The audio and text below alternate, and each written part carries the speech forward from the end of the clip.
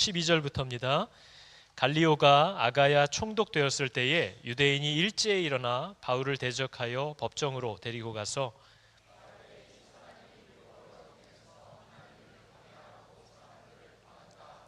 바울이 입을 열고자 할 때에 갈리오가 유대인들에게 이르되 너희 유대인들아, 만일 이것이 무슨 부정한 일이나 불량한 행동이었으면 내가 너희 말을 들어주는 것이 옳거니와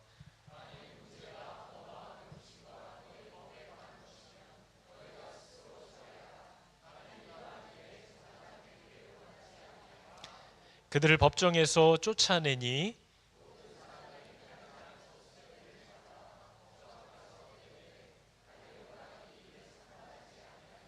바울은 더 여러 날 머물다가 형제들과 작별하고 배 타고 수리아로 떠나갈새 브리스길라와 아굴라도 함께하더라. 바울이 일찍이 서원이 있었으므로 겐그레아에서 머리를 깎았더라.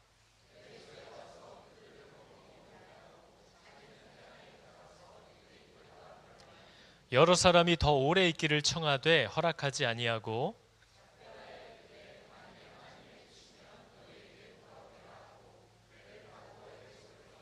가이사랴에 상륙하여 올라가 교회의 안부를 부른 후에 안디옥으로 내려가서 얼마 있다가 떠나 갈라디아와 부르기아 땅을 차례로 다니며 모든 제자를 굳건하게 하니라.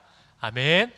자, 여러분, 우리가 사도들의 모습을 이렇게 쭉 보면서 또 교회들의 모습을 보면서 보니까 사도행전을 자칫 잘못 읽으면 야, 사도들은 정말 편하겠다. 정말 하나님이 다 가르쳐 주시는구나. 하나님이 어떻게 해야 할지도 가르쳐 주시고 길도 인도해 주시고 또 막 궁지에 몰리면 건져도 주시고 기적도 일어나고 이렇게만 신앙생활하면 너무 좋겠다. 이런 생각들을 우리가 혹 할 수 있을지도 모르겠습니다.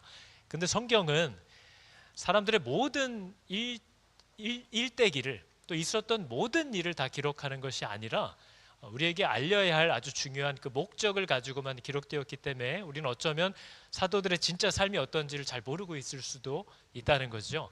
우리가 지난 한 주간 몇 주간 살펴본 내용만 봐도요, 사도들도 자기 앞일을 다 알고 산 것 같지만 또 늘 하나님이 인도해 주신 것 같지만 그렇지 않다라는 것을 사실 알 수 있습니다. 사도들의 삶도 보니까요, 이방인에게도 구원이 임하기 시작하는데 하나님이 설명을 안 해주셨단 말이에요. 내가 이제부터 이방인도 구원할 거야. 그러면은 논란의 여지가 없었을 텐데, 아니 이방인에게도 구원이 임하는데 이게 어떻게 된 일인지를 알 수가 없어서 의견이 갈려서 사도들도 모여서 회의를 하고 말다툼이 오가고 서로 주장을 하고 이렇게 논의를 하는 시간을 보내는 모습을 우리가 봅니다. 그들도 이해할 수가 없는 거예요. 하나님의 뜻이 뭔가를 의견이 나뉘는 거죠. 또 전도 여행에 마가를 데려가야 되냐 말아야 되냐, 하나님이 데려가라, 이번엔 데려가지 마라 하시면 얼마나 좋아요. 근데 아무 얘기가 없는 거예요. 그러니까 이 충성된 일꾼들이 의견이 엇갈려 가지고 몸살을 겪는 모습을 또 우리가 봅니다. 귀신 들린 종을 발견하고 당연히 하나님이 이런 자들을 자유케 하시는 게 하나님의 뜻이지, 그 귀신 들린 여종을 자유케 했어요. 그랬더니 생각지도 못하게 그냥 뒤에 돈이랑 연결된 주인이 있었을 줄 어떻게 알았습니까? 흠씬 두드려 맞고 감옥에 갇히는 이런 일을 겪고 있는 겁니다. 사도들도 영문을 모르겠는 거예요. 왜 이런 일이 일어날지, 이런 일을 만나게 될지 생각조차 할 수가 없었던 거죠. 바울도 우리가 어제도 보니까 바울이 어느 도시에 가면 복음을 전해야 되는데 누구한테 먼저 전해야 되냐, 이거 하나님이 다 가르쳐 주신 게 아니라는 거죠. 그래서 우리가 말씀을 보니까 바울도 어느 도시에 들어가면 자기의 관례대로 자기가 원칙을 정했다는 거예요. 그래서 유대인들의 회당에 가서 먼저 복음을 전하고 그런 후에 이방인들에게 전하자. 바울도 하나님의 마땅한 지시가 없기 때문에 자기가 원칙을 정해서 일을 하고 있다는 걸 봅니다. 그 사도들 역시도요, 하나님이 어떤 것을 원하실까? 어디로 가라고 하시는 걸까? 이 사람을 왜 만나게 하시는 걸까? 여기서 뭘 하라고 하시는 걸까? 시키는 대로 했는데 왜 일이 이렇게 될까? 하는 것들을 우리랑 똑같이 경험하고 살았다는 것을 이해할 필요가 있습니다. 그리고 우리는 이 사도들과 다르게 이러한 이 때에 있었던 일들을 이제는 한 걸음 물러나서 왜 그런 일들이 진행되었는지를 그래도 이제는 같이 함께 설명을 들으면서 볼 수 있으니까 어쩌면 우리가 사도들보다 훨씬 나은 거죠.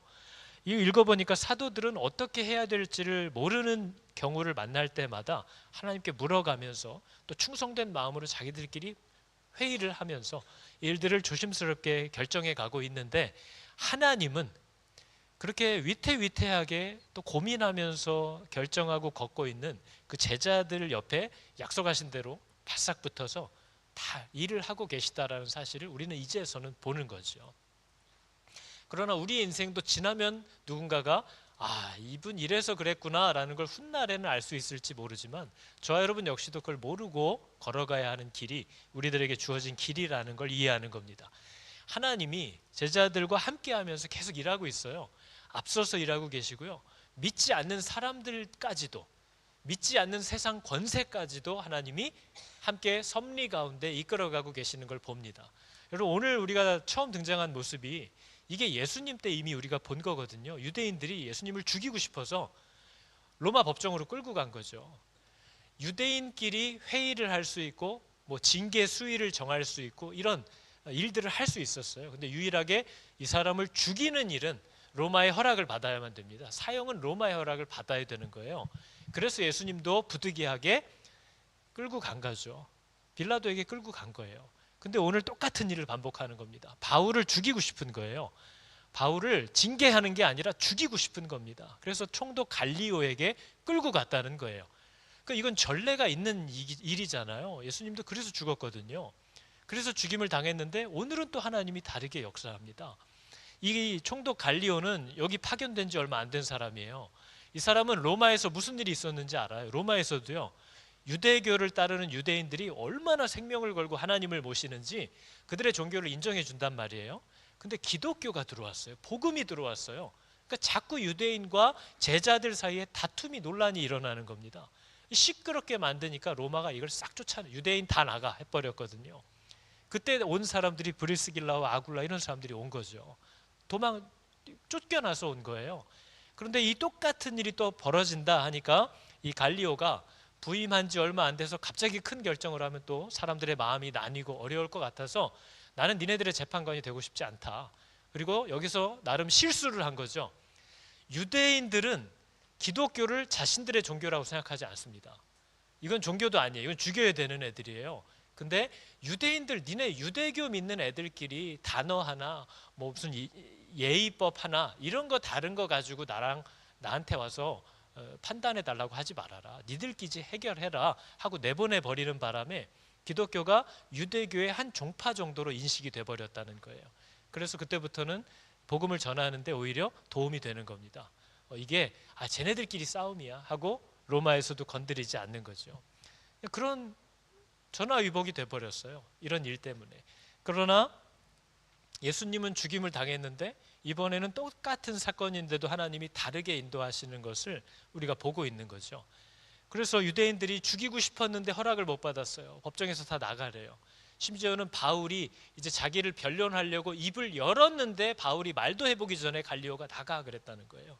나가.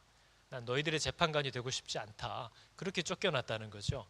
그러니까 유대인들이 너무 화가 났어요. 그래서 그 당시 회당장, 사람들에게 존경받는 사람입니다. 높은 지위라고도 할 수 있죠. 그 회당장에게 화풀이를 해버린 겁니다. 예수님이 바울이 회당에서 복음을 전하니까 그걸 허락한 사람에게 불똥이 튄 거죠. 그래서 회당장 소스데네를 잡아다가 몰매를 때렸다. 이 기록이 나오는 거예요. 그러니까 바울 때문에, 여러분, 예수 믿는 사람 때문에, 교회 때문에 내가 피해를 보면 얼마나 화가 나겠습니까?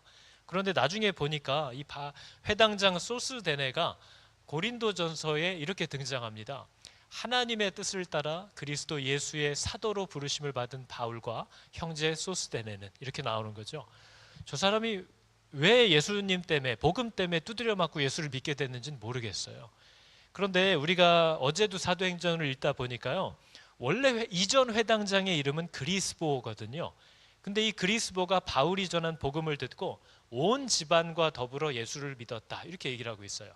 근데 그 후임으로 온 것 같은 이 소스데네라는 회당장 역시도 복음을 받아들였다는 것으로 보여지는 거죠. 그러니까 이 지도자들 가운데, 유대인 지도자들 가운데 고위층 2명이 다 예수를 믿은 겁니다. 안 믿을 것 같은 사람들인데요. 예전에 1960년대에 옥스포드라는 대학에서요, 인본주의자 협회, 휴머니스트 소사이어티라는 클럽이 있어요. 이 사람들은 신을 인정하지 않습니다. 지극히 사람 중심의 이제 클럽인 거죠. 아주 지성적인 사람들, 논리적이라고 주장하는 사람들, 이런 사람들이 모인 이제 서클인데, 인본주의자 협회 회장이 그 해에 예수를 믿게 돼 버리는 바람에 사임하고 나오게 된 거예요. 그래서 본의 아니게 임시총회를 열어서 새로운 회장을 급하게 세운 기록이 있습니다. 근데 이 급하게 세워진 신임 회장도 몇 주 안 돼서 예수를 영접하는 바람에 또 다시 회장을 뽑아야 됐었던 거예요. 인본주의자 협회 회장들이요. 2명이 몇 주 간격으로 예수를 영접하게 된 겁니다. 그러니까 여러분, 누군가가 예수를 영접하고 복음을 받아들이는 건 우리의 판단과는 다르다는 거예요. 저렇게 철두철미하고 이성적이고 한 사람이 예수를 믿을 수 있을까? 저 바늘도 안 들어갈 것 같아 라고 하는 우리들의 선입견이 때로 복음을 굉장히 방해한다는 거죠.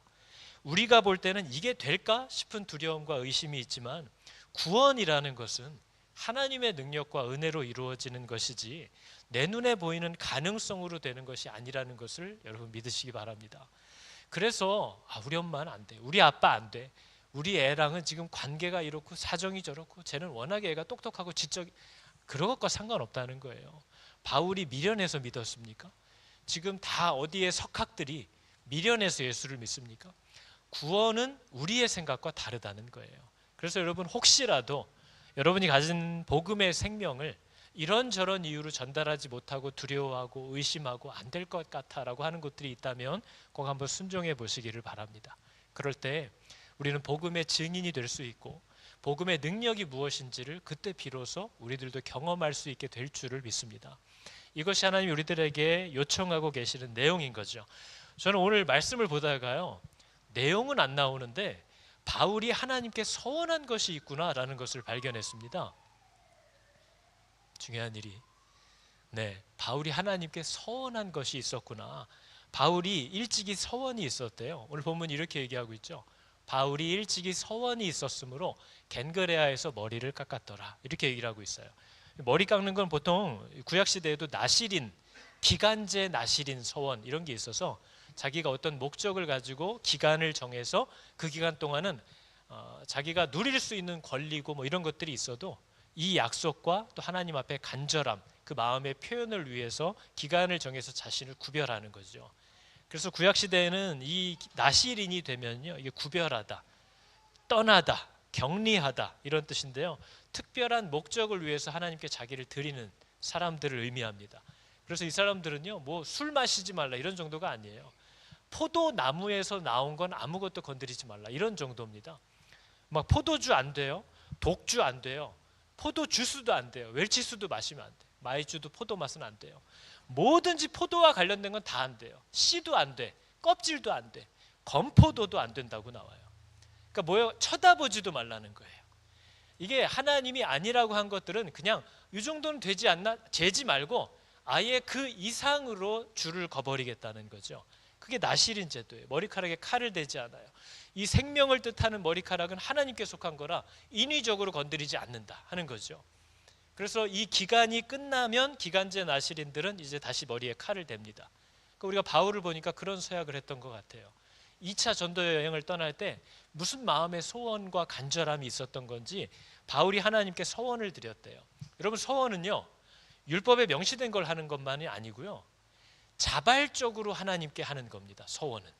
서원은 내가 하나님에 대한 감사와 사랑을 표현하고 싶어서 자발적으로 자신의 자유와 권리들을 제한하고 당연한 욕구들인데도 그것을 절제하면서까지 하나님께 내 마음을 표현하려고 하는 게 서원이에요.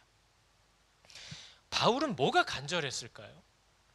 바울은 뭘 위해서 서원을 하고 싶었을까요? 여러분은 혹시 요즘에 간절한 내 마음과 어떤 걸 표현하고 싶어서 하나님께 서원해 본 게 있으십니까? 저는 제가 예수를 처음 믿고요, 저는 지금도 술을 마시진 않아요. 근데 술을 마시는 게 죄냐 아니냐, 이건 저는 전혀 상관이 없습니다. 그건 저의 논점이 아니에요.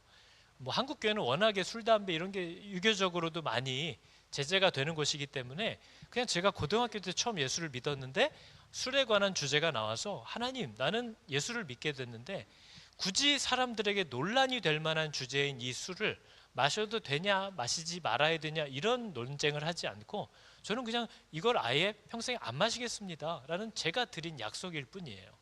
이게 맞냐 틀리냐를 갖고 얘기하고 싶지도 않아요. 제가 원해서 그렇게 드린 약속이에요.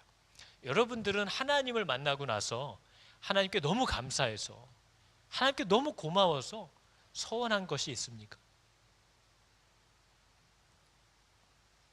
우리는 세상을 살아가면서는 엄청난 서원을 합니다.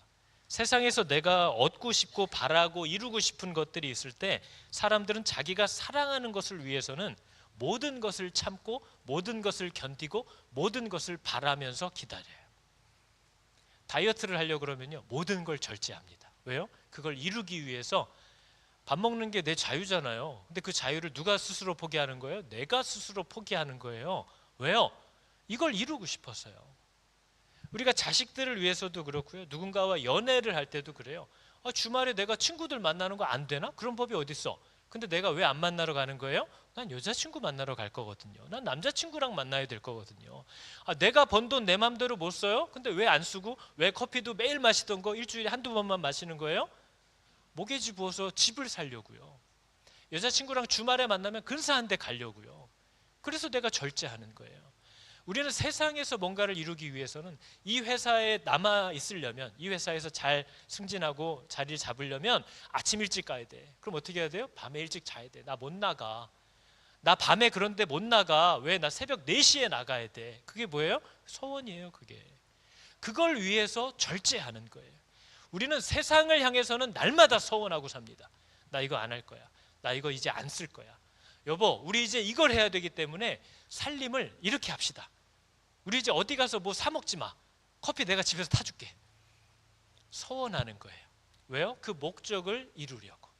또 내가 사랑하는 사람에게 내 마음을 표현하려고 우리는 많은 것들을 스스로 절제합니다. 그게 서원이에요. 근데 여러분, 저와 여러분들은 하나님을 향하여 하나님께 내가 내 마음을 표현하고 싶어서 서원한 것들이 있나요? 그리고 계속 서원하나요? 바울은 서원했대요. 뭘 부탁했는지 또 어떤 마음을 표현하고 싶었는지 모르겠지만 그는 이 기간 동안 하나님 앞에 이런 것들을 절제하고 바라보지 않고 하나님께 이러한 마음을 표현하겠다는 서원을 드렸대요. 그리고 전도 여행이 마치고 돌아오는 날 갱그리아를 지나가면서 그 서원이 마치고 머리를 이제 깎은 거죠. 그런 간절함이 우리에게 있느냐 하는 겁니다. 하나님의 아들답게 하나님의 딸답게 살고 싶어서 하나님 앞에 서원한 것이 있습니까, 여러분?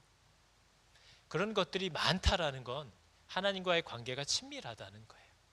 우리가 사랑하는 사람들과 얼마나 많은 약속들을 합니까? 이렇게 해줄게, 저렇게 해줄게, 너 이렇게 해줘. 그 뭐 하는 거예요? 남들이 볼 땐 다 쓸데없는 짓이에요. 저런 게 뭐가 대단하다고 저런 걸 하고 살까? 우리는 무시할 수 있는 거지만 관계는 달라요. 그 관계 안에서는 그 사소한 게 그렇게 고맙고 그렇게 기쁘고 그렇게 영광스러운 겁니다. 근데 우리는 하나님을 대하여서는 서원을 하는가? 그리고 하나님과의 관계를 방해하는 것들을 절제하려고 하는가? 이것이 내 삶에 나타나는가 하는 거죠. 우리 고린도 전서, 지금 사도행전은 고린도 교회에서 있었던 일이 나오기 때문에 고린도서와도 연결되어 있어요. 고린도전서 6장을 보면 바울의 마음은 이랬던 것 같아요. 모든 것이 내게 가하나, 넌 다 할 수 있고 누릴 수 있지만 그게 다 나한테 유익한 건 아니다. 모든 것이 내게 가하나, 뭐 내가 못할 게 뭐 있냐? 다 할 수 있지만 뭐든지 간에 나를 얽매는 거, 나와 하나님과의 관계에 있어서 나를 뭔가 묶어놓는 거, 그런 건 내가 하지 아니하리라.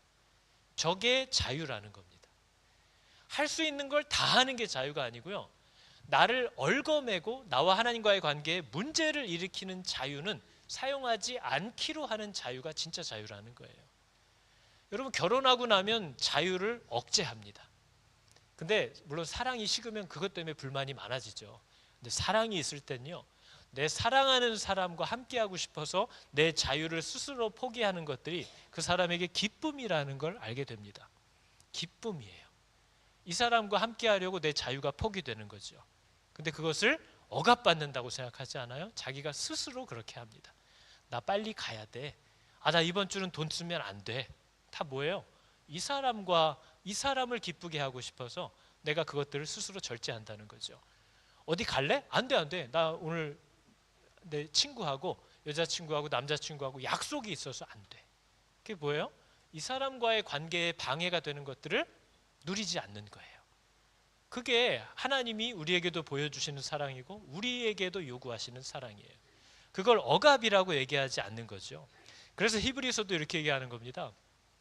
모든 무거운 거, 얽매이기 쉬운 거, 그건 벗어버리겠다는 거예요. 뭐 가져가도 돼요. 근데 이걸 가져가면 나와 하나님과의 관계에 좋은 영향이 없다는 거예요. 그리고 나를 얽어맨다는 거죠. 그런 것들은 벗어버리고 견디면서 하나님이 부르신 그 길로 나는 경주를 할 거다. 하나님과 함께 살아가는 거에 방해가 되는 어떤 것도 누리지 않을 거다. 이게 성경이 말하는 참 자유라는 겁니다. 우리는 다 누려야 자유인 줄 알아요. 근데 나를 얽어매고 하나님과 나와의 관계를 방해하는 모든 것들을 누리지 않기로 선택하는 자유가 성경이 말하는 참 자유예요. 그리고 진짜 하나님을 사랑하는 사람은 그걸 좋아합니다. 그걸 기뻐해요. 하나님의 뜻대로 사는 걸 방해하는 그것들을 안 누리기로 포기하는 것이 구속받는다고 여기는 사람들이 있다면 되게 안타까운 겁니다. 나 금요일 저녁에 내 남자친구 여자친구 만나야 돼. 그게 구속으로 여겨지는 사람은 사랑이 아닌 거예요. 근데 내가 사랑하는 사람들을 위하여 그걸 방해하는 것들을 안 하기로 하는 게 자신을 구속하고 억압한다고 여기는 사람들이 교회 안에 많습니다. 하나님의 뜻대로 사는 것 때문에 내 인생을 못 산다고 눌려있는 사람들이 얼마나 많은지 몰라요. 이유는 하나님을 사랑함이 없기 때문입니다. 하나님을 정말 사랑하면 그분의 뜻대로 살고 싶어서 그분과의 약속을 지키고 싶어서 내가 희생하고 포기하는 것들이 그 사람에게 자유를 주고 기쁨을 주고 영광을 준다는 거죠. 그게 성경이 말하는 가벼운 짐이라는 거예요. 가벼운 짐. 그래서 여러분 요한일서 5장 3절이 이렇게 증언하고 있는 거예요. 하나님을 사랑하는 게 뭐냐? 하나님을 사랑한다라는 건 이런 거래요. 우리가 그의 계명, 그의 뜻을 그분을 기쁘시게 해드리는 거래요. 그의 계명들은 무거운 게 아니래요. 내가 사랑하는 사람의 뜻대로 그분이 기뻐하시는 대로 살고 싶어 하는 것들은 무거운 게 아니래요. 그건 내가 좋아서 하는 거예요. 그래서 하나님을 사랑하면 그분이 기뻐하는 일을 할 거라는 거예요. 그의 계명을 지킬 거라는 거죠. 그리고 그분의 말씀대로 살아가는 것을 무거운 일이라고 생각하지 않는데요. 좋아서 하는 거예요. 기뻐서 하는 거예요. 울며 겨자 먹기로 하고 있는 게 아니에요, 여러분. 경험 안 해보셨어요? 내가 좋아하는 사람이 요거 좀 싫어해서 나 그거 안 해. 그게 억지로 하는 게 아니라는 거죠. 아쉽긴 하지만 그렇다고 안 할 거야? 아니야. 이게 더 중요해. 이 사람이 그것 때문에 화 안 나고 또 나와 함께 시간을 보낼 수 있는 거, 난 그게 더 중요해. 그러면 그거를 포기하는 게 그 사람에게 짐이 아닐 거라는 거죠. 그래서 마태복음 예수님도 이렇게 얘기해 주신 겁니다. 내 멍에를 메고 내게 배워라. 그러면 네 마음이 쉼을 얻을 거래요. 짐을 졌는데 마음이 쉼을 얻는데요.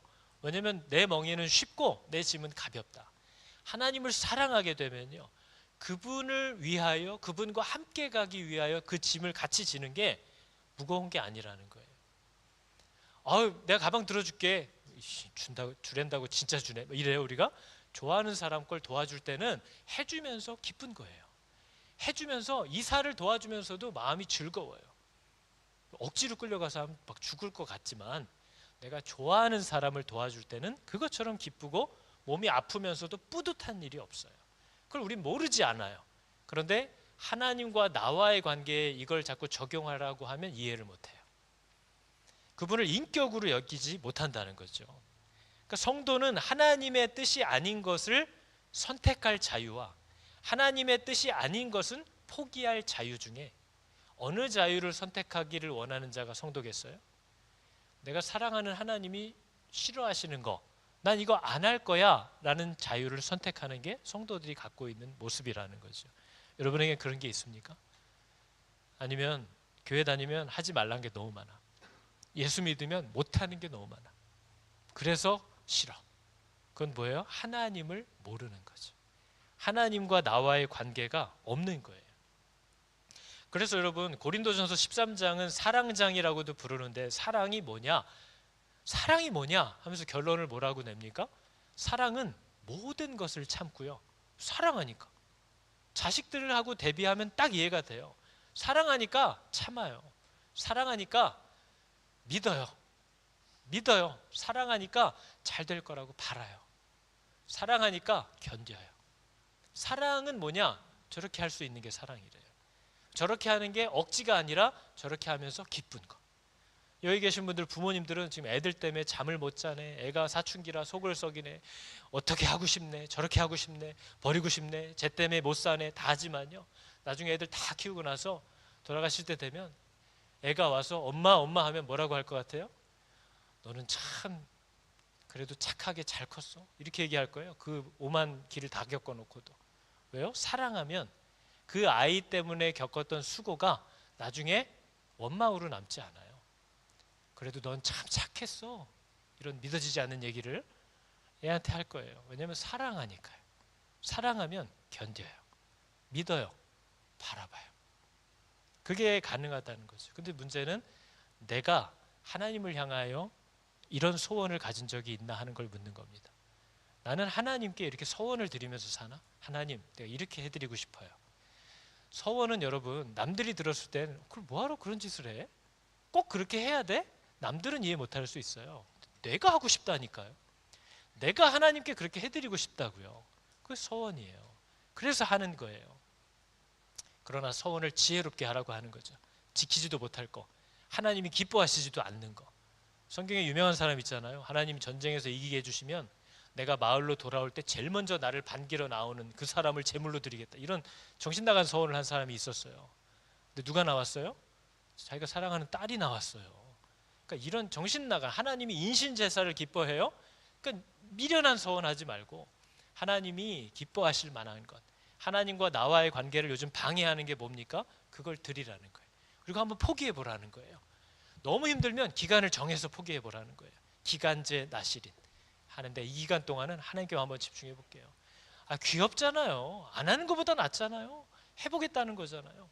하면서 또 하나님이 은혜를 주실 수 있잖아요. 바뀔 수 있잖아요. 하나님이 우리를 기르시는 거죠. 그래서 이렇게 하나님을 사랑하게 되면요, 이런 사람이 된대요. 디도서가 이런 얘기를 합니다. 그가 우리를 대신하여 자신을 주심은, 저게 무슨 사건이에요? 십자가 사건이잖아요. 하나님이 우리를 대신하여 예수님이 자신을 주신 것은 모든 불법에서 우리를 구속하고 우리를 깨끗하게 하려고 하나님이 하시는 거예요. 그러면 저 일을 하시면 어떤 일이 우리에게서 일어나냐? 그 사람은 선한 일에 열심하는 친백성이 된대요. 하나님의 십자가를 정말 발견하면요, 그 놀라운 사랑을 경험하게 되면요, 이 사람도 하나님을 향하여 열심을 내는 친백성이 된대요. 여러분은 하나님을 향하여 열심을 내는 것 같으세요? 뭐가 하나님께 내 마음을 표현해 볼 수 있을까? 물론 우리가 뭘 한다고 하나님이 뭘 더해서 받으시는 그런 건 없어요. 하나님은 부족함이나 결핍이 없어요. 그러나 하나님은 그건 원해요. 우리와 인격적인 교제 안에서 우리의 마음이 그분에게 표현되는 것을 영광스러워 하세요. 이걸 이해 못할 사람이 어디 있습니까? 그 사람이 나를 위해서, 거짓말이겠지만 자기를 위해서 앞머리 잘랐어. 물론 지가 하고 싶어서 잘랐겠지만, 그럼 뭐야, 마음에 나를 위해서 앞머리를 잘랐어? 별 쓸데없는 거여도 이 사람이 나를 위해서 했다는 거. 당신이 생각나서 오다가 붕어빵 3개 사왔어. 그것도 마음에 와닿잖아요. 남들이 볼 땐 놀고 있네 하겠지만 너를 위해서 이게 하고 싶었어. 그건 얼마나 사랑하는 사람의 마음을 흥분되게 하는 겁니까? 하나님을 위해서, 하나님 생각이 나서, 하나님이 좋아하실 것 같아서 이렇게 했어요. 그게 여러분 성도의 찬양입니다. 그게 성도들이 드리는 예배예요. 그런 것들을 언제 해보셨어요? 지키지도 못할 놈이가 맨날 이러고 사시는 거예요? 못 지키면 또 하면 되잖아요. 저도 우리 애들한테 맨날 속고 살아요. 방 치울 거야? 안 치워요. 그러나 또 방 치우겠대요. 그럼 또 뭐예요? 또 기대가 돼요. 또 믿음이 생겨요. 또 바라요. 또 견뎌요. 그게 뭐예요? 사랑하니까. 하나님께 여러분 계속 약속을, 공약을 남발하시면서 관계를 맺어보시기 바랍니다. 넘어지면 죄송해요.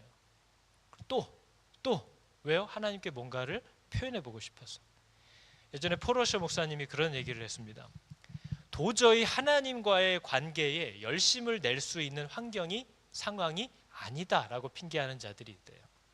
도저히 하나님과의 관계에 뭔가 열심을 내려고 시도해 볼 수 있는 상황이나 환경이 나는 아니다. 지금 상황이 그런 상황이 아니라는 거예요. 그런 사람을 도와줄 수 있는 방법은 없다라는 거죠.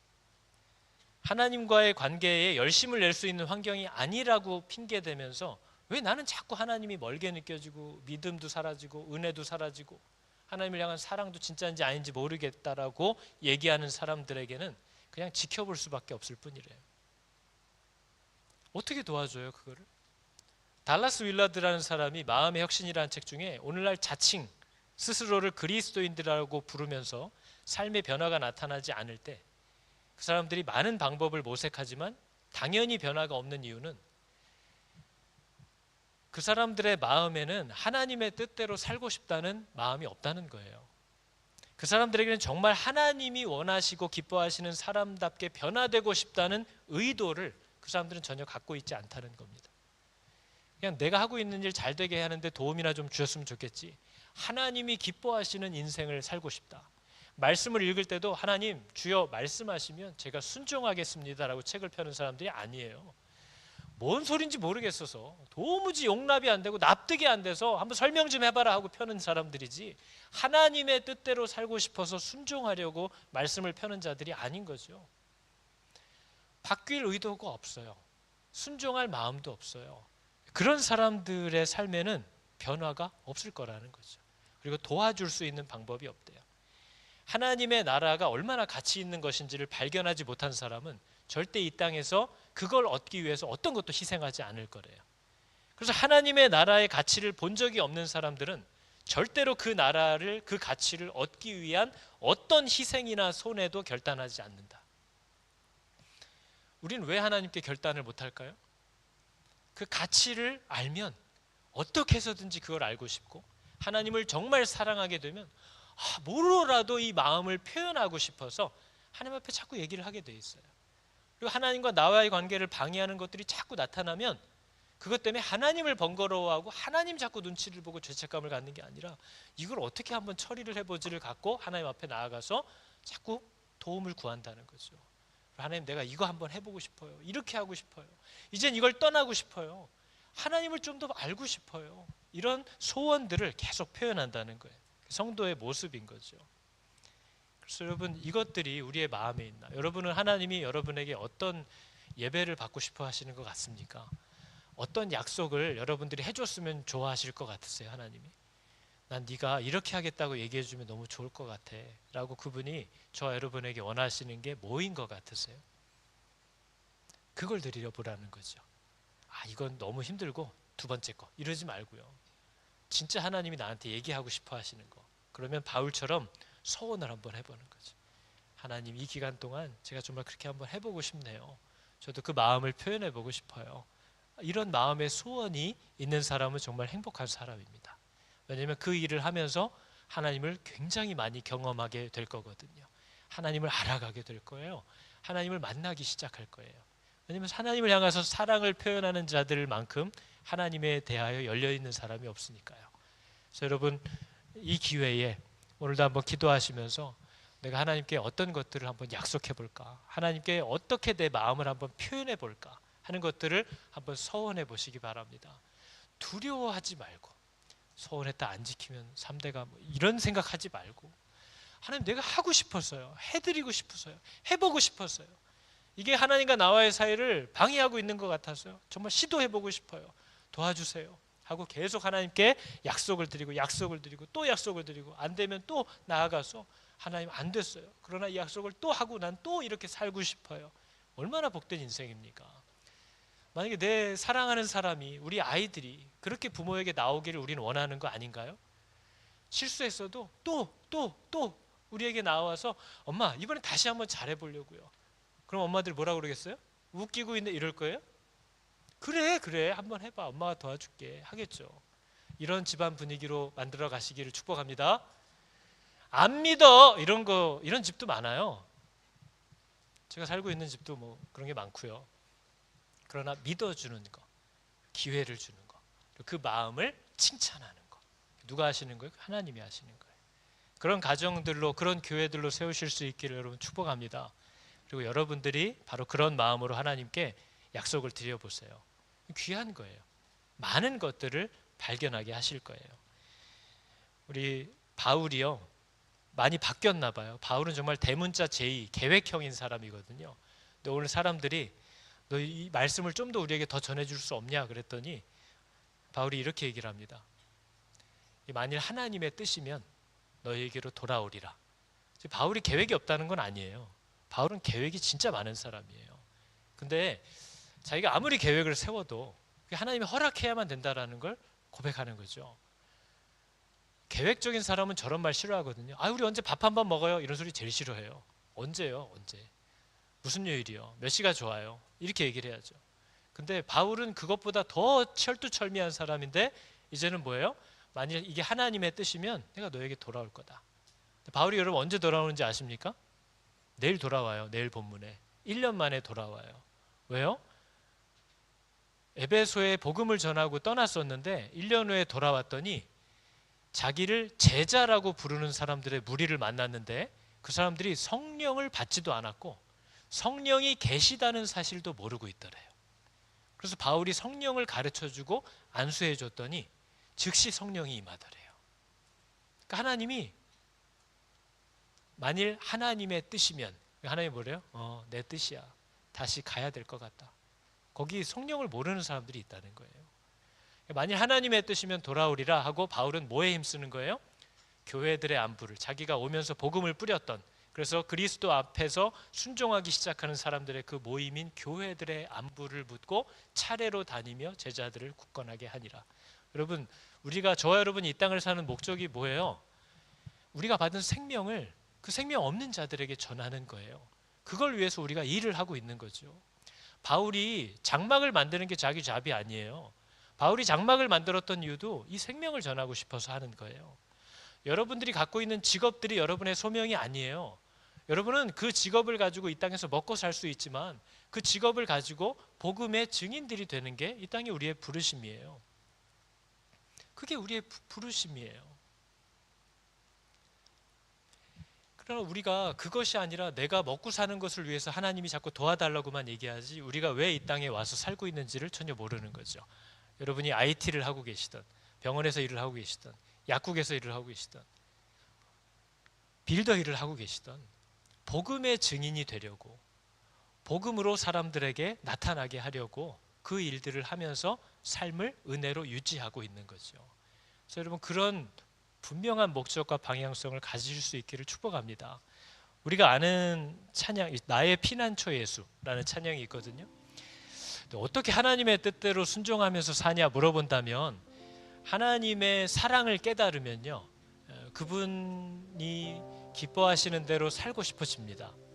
하나님이 나를 어떻게 사랑했는지를 알면요. 그래서 이 찬양 가사 후렴을 보면 이렇게 돼 있어요.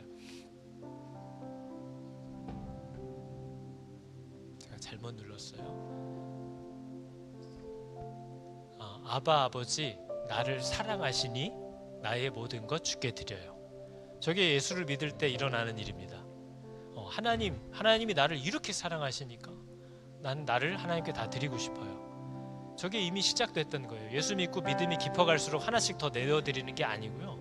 예수를 누구든지 만나면 저게 일단 된다니까요. 저게 이미 됐기 때문에 다른 걸 더 요구할 게 없어요. 우리가 내일 말씀에 보면요, 아볼로라는 사람이 말씀에 탁월한데 예수에 관한 도를 정확히 알지 못한다는 거예요. 그래서 브리스길라와 아굴라가 그걸 도와줍니다. 그랬더니 아볼로가 예수가 그리스도라는 사실을 성경을 가지고 가르쳐 주더래요. 여러분 이게 얼마나 중요한지 몰라요. 예수가 그리스도야 이렇게 얘기하는 것과 유대인들이 다 알고 있는 성경을 가지고 왜 예수가 그리스도인지를 가르쳐 줄 수 있는 건 달라요. 예수님이 죄인들을 구원하신대 라고 얘기하는 것과 예수님이 어떻게 죄인들을 구원하시는지 성경을 가지고 가르치는 건 또 달라요. 복음을 받은 사람은 성경을 알아야 돼요. 우리가 어제 말씀에서도 뭐예요? 에베소 교회가 어떻게 세워졌어요? 에베소 교회를 1년 반 동안 어떻게 세웠어요? 하나님의 말씀을 가르치니라.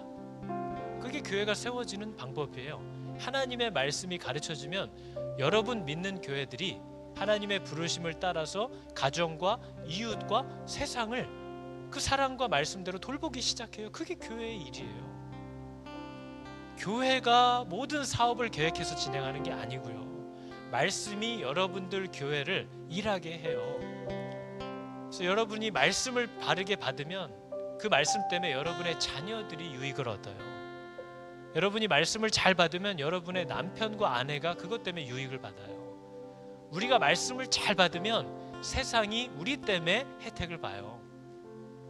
그러나 우리가 말씀을 제대로 받지 않으면 우리는 주구장창 맨날 예배드리고 교회에서 사는데 애들은 피가 마르고 남편과 아내와의 관계는 계속 깨뜨려져 가고 세상에게는 아주 찌꺼기처럼 욕을 먹는 사람들이 되는 거죠.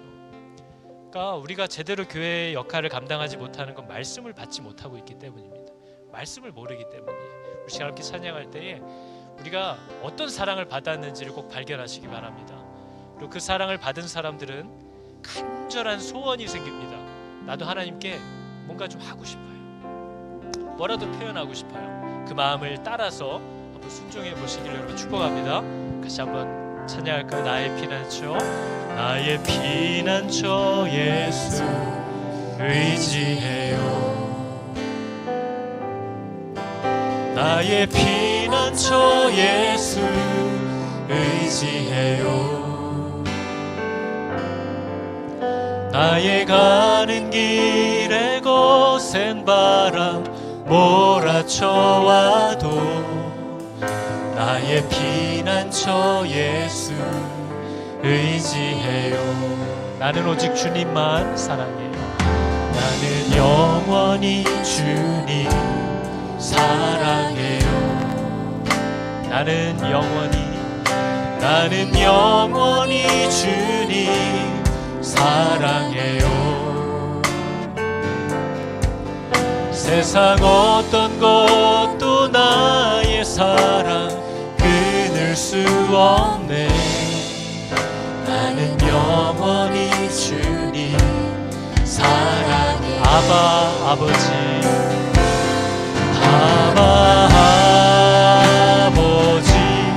나를 사랑하시니 나의 모든 것 주께 드려요.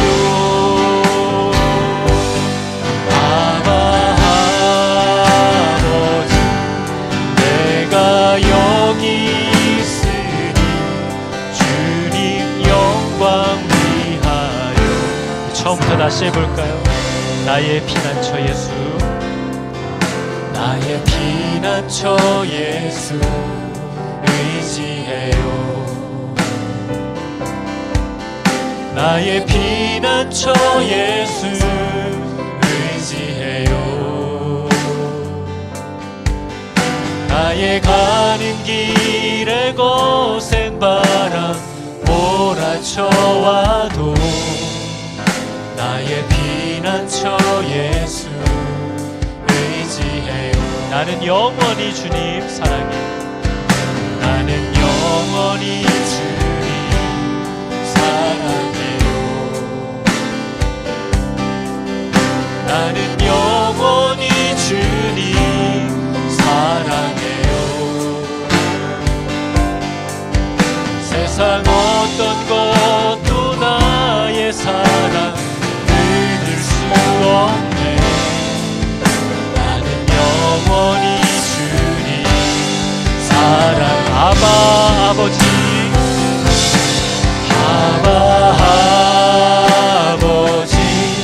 나를 사랑하시니 나의 모든 것 주께 드려요.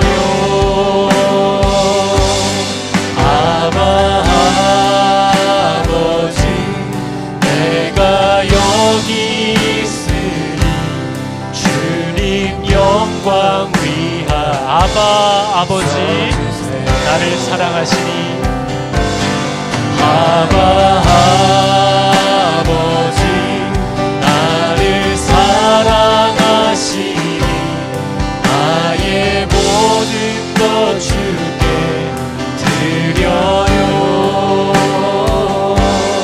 아버지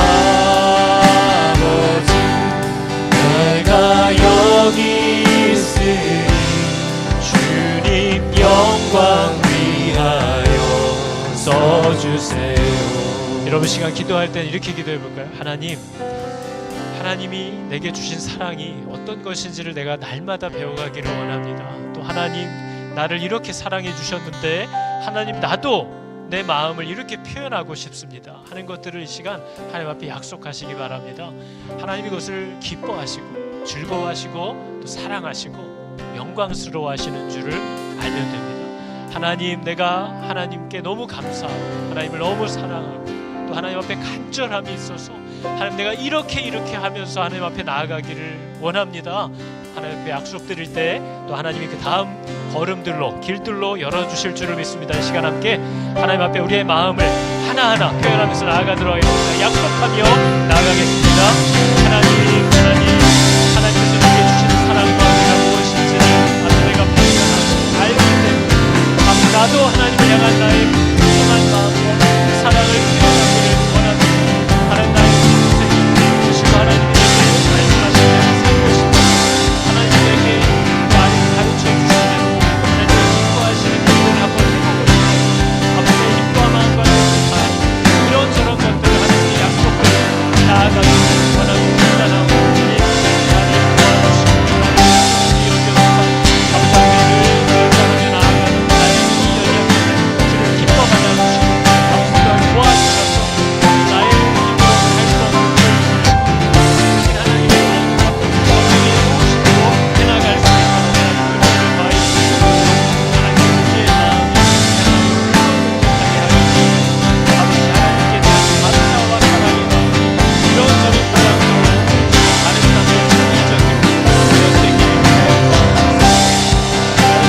하나님 앞에 나아가시고 내가 무엇을 가지고 하나님을 기쁘시게 할까? 아버지, 바로 이 마음이 내 안에 있기를 원합니다.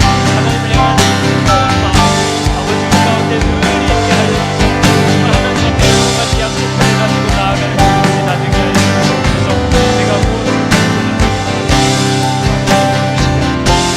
하나님 이 마음 가운데 늘 열창하는 저희들이 다 되게 하여 주시옵소서. 아버지, 하나님, 내가 하나님이 너무나 좋고 또 하나님께 감사하여서 내가 무엇을 가지고 하나님께 나아가며 무엇으로 하나님을 기쁘시게 할까? 아버지, 늘 생각하고 고민하는 그런 복된 인생이 되기를 원합니다. 내가 어떻게 하면 하나님을 기쁘시게 해드릴 수 있을까? 내가 어떻게 하면 내 마음을 하나님께 한번 표현해 볼까? 아버지, 우리와의 인격적인 교제를 원하신 하나님 앞에 내 스스로 정한 많은 법들을 가지고 하나님께 우리들의 마음 표현하는 그런 하나님과의 친밀함이 있는 자녀들이 되게 하여 주시옵소서. 그 어떤 법도 우리를 얽어맬 수 없지만 내가 하나님이 좋아서 내가 하나님께 감사하여서 스스로 만들어낸 수많은 율법들을 가지고 아버지 하나님께 나아가 내 마음과 사랑을 표현할 수 있는 진정 자유한 자들이 되게 하여 주시옵소서. 하나님 때문에 하나님을 위해서 하나님이 좋아서 만들어낸 많은 결정과 약속들이 우리의 삶을 짓누르고 무겁게 하는 것이 아니라 우리에게 쉼을 주고 우리를 회복해 하며 우리로 하여금 하나님을 더 사랑하게 만드는 우리 마음의 찬양과 온전한 예배가 되게 하여 주시옵소서. 아버지, 우리들의 마음에 날마다 하나님께서 하시는 일들을 발견케 하여 주사 하나님을 향한 말할 수 없는 사랑에 감사에 사로잡혀 많은 서원들과 법들을 가지고 하나님 앞에 나아가 기쁨으로 드리기 시작하는 예배자들이 다 되게 하여 주시옵소서. 여호와는 내게 복을 주시고 너를 지키시기를 원하며 여호와는 그의 얼굴을 비추사 은혜 베푸시기를 원하며 여호와는 그 얼굴을 너에게로 향하여 드사 평강 주시기를 원하노라. 아멘.